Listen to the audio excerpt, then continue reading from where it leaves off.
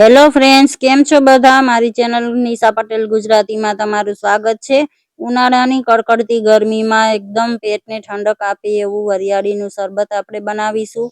કંઈ આપણે બહાર ગયા હોય અને આવીને તરત જ 2 મિનિટમાં બની જાય તેવું શરબતનું આપણે પ્રીમિક્સ બનાવીને તૈયાર કરશું, જેને આપણે દૂધમાં અને પાણીમાં બંને રીતે બનાવી શકીએ છીએ।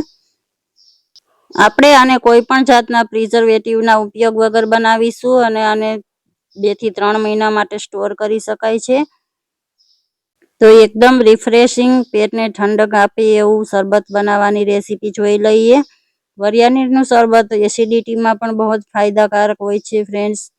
આ મેં અડધો કપ વરિયાળી લીધી છે। આ ટાઈપની ઝીણી વરિયાળી લીધી છે। તમે કોઈ પણ વેરાયટીની વરિયાળી જે પણ મળે તે લઈ શકો છો, પણ આ ઝીણી વરિયાળી વધારે ફ્લેવરવાળી હોય છે, એટલે આ મળે તો આનો જ ઉપયોગ કરવો। હવે આમાં મેં પાણી એડ કરીને એકવાર વરિયાળીને આ રીતે ધોઈને તેનું પહેલી વારનું પાણી હું ફેંકી દઈશ, જેથી કરીને વરિયાળીની ઉપર કંઈ ધૂળ કચરો હોય તો તે સાફ થઈ જાય। તો આ એક વખતનું પાણી મેં કાઢી લીધું છે। હવે આ 10 થી 12 નંગ મેં કાલી મિર્ચ એટલે કે તીખા લીધા છે અને 5 થી 6 નંગ એલચી લીધી છે મેં।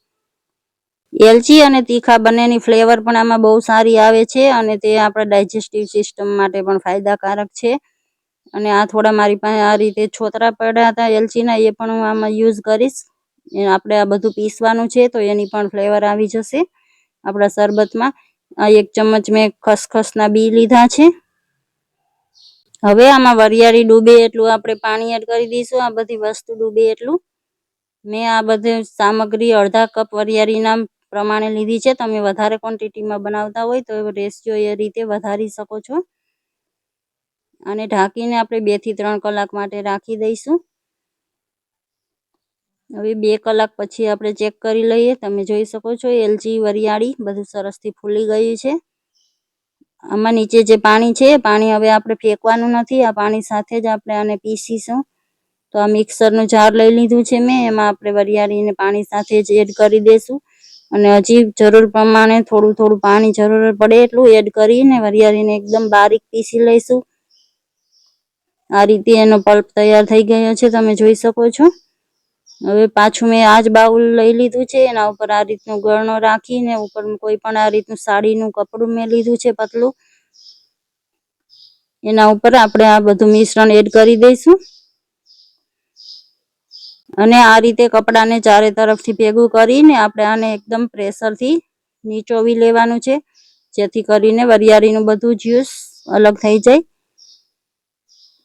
વધેલા કૂચાને જરૂર પડે તો પાછું પાણી એડ કરીને બીજી વાર પણ પીસી શકો છો અને સેમ પ્રોસેસથી બીજી વાર પણ જ્યુસ આપણે કરી લઈશું।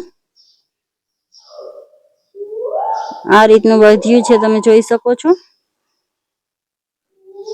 હવે આ એક પેનમાં મેં સાકર લીધી છે। આ ધાગા મિશ્રી જે બોલે છે, મોટી ખડી સાકર હોય છે, એનો પાવડર છે। આ પીસીને મેં લીધી છે। આ ખાંડ કરતાં થોડી ઓછી રિફાઇન્ડ હોય છે, તેથી આપણા હેલ્થ માટે સારી છે અને સાકર પેટને પણ બહુ ઠંડક આપે છે। તો સાકર બને તો સાકરનો યુઝ કરવો, નહીં તો આપણે તેની જગ્યાએ ખાંડ પણ લઈ શકો છો। હવે આ વરિયાળીનું સિરપ એડ કરી દીધું છે અને ગેસ મેં ઓન કરી દીધો છે। હવે આપણે આને પકાવવાનું છે, તો અત્યારે મેં હાઈ ફ્લેમ રાખી છે, જેથી જલ્દી કરીને એક ઉફાણો આવી જાય। ફ્રેન્ડ્સ, તમે મારી ચેનલને સબસ્ક્રાઈબ નથી કરી તો પ્લીઝ ચેનલને સબસ્ક્રાઈબ કરી દો અને બેલ આઇકનને પ્રેસ કરી દો, જેથી કરીને મારી આગલી વિડીયોની નોટિફિકેશન તમને મળતી રહે। હવે આમાં ઉફાણો આવી ગયો છે, તમે જોઈ શકો છો। ઉપર જે ઝાગ બને છે એને આપણે હટાવી લઈશું। આ વરિયાળીનો ફાઈબર હોય છે, એને હટાવી લેવાથી શરબત આપણું એકદમ ક્લિયર બનશે। તો આ મેં ઉપરથી હટાવી લીધો છે। મિશ્રણને 6 થી 7 મિનિટ માટે પકાવશું આપણે। તમે એમાં પાણી કેટલું એડ કર્યું છે એના ઉપર એનો ટાઈમ ડિપેન્ડ કરે છે ફ્રેન્ડ્સ। તમે એક્સ્ટ્રા પાણી એડ કર્યું હશે તો પાકતા થોડી વાર લાગશે, પણ આ રીતે આપણે ચેક કરીએ તો મધ જેવું ચીપચીપું લાગે એટલું આપણે આ મિશ્રણને પકાવવાનું છે। હજી મને થોડું ઓછું પાકેલું લાગે છે, તો મેં એને ઓર 2 થી 3 મિનિટ માટે પકાવ્યું હતું। હવે આપણું શરબત બનીને તૈયાર છે, તમે જોઈ શકો છો। હજી આ ઠંડુ થશે એટલે થોડું વધારે ઘાટું થઈ જશે. હવે આ મેં ચપટી એક જેટલા જ લીંબુના ફૂલ આમાં એડ કર્યા છે. સાજીના ફૂલ જેને બોલે છે, સાઇટ્રિક એસિડ. એનાથી આપણી ચાસણી પાછી જામવાની શરૂઆત નહીં થાય, એમાં ક્રિસ્ટલ્સ નહીં બને. અને આ 4 થી 5 ડ્રોપ્સ જ મેં ગ્રીન ફૂડ કલર એડ કર્યો છે. આ ટોટલી ઓપ્શનલ છે ફ્રેન્ડ્સ, તમે એના વગર પણ બનાવી શકો છો, પણ એ આપણે થોડું લુકમાં સારું બનશે શરબત એટલે મેં એડ કર્યો છે કલર. વધારે નથી એડ કરવાનો, બસ 4 થી 5 ડ્રોપ જ એડ કરીશું. તો શરબત આપણું બનીને તૈયાર છે અને એકદમ ઠંડુ થઈ જવા દેશું. પછી આપણે આને કાચની બોટલમાં ભરી શકીએ છીએ. પહેલા હું તમને 2 ગ્લાસ શરબત બનાવીને બતાવીશ ફ્રેન્ડ્સ. તો આ સિરપમાંથી આ રીતે 2 મોટા ચમચી આપણે શરબત લેશું.